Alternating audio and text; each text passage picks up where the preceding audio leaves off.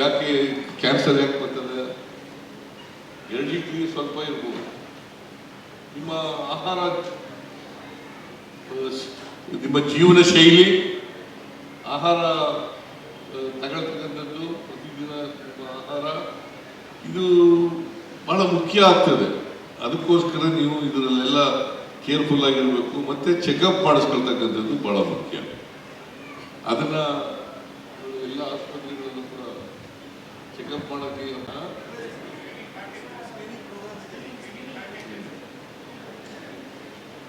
so ಅದನ್ನ ತಪ್ಪದೇ ಮಾಡಿಸ್ಕೊಳ್ತಕ್ಕಂಥ ಕೆಲಸ ಮಾಡಿದ್ರೆ ಬಹಳಷ್ಟು ಅನುಕೂಲ ಆಗ್ತದೆ ಅಂತಕ್ಕಂಥ ಮಾತುಗಳನ್ನ ಹೇಳಿ ಈ ಕೀಮೋಥೆರಪಿ ಕೇಂದ್ರವನ್ನ ಅತ್ಯಂತ ಸಂತೋಷದಿಂದ ಉದ್ಘಾಟನೆ ಮಾಡಿ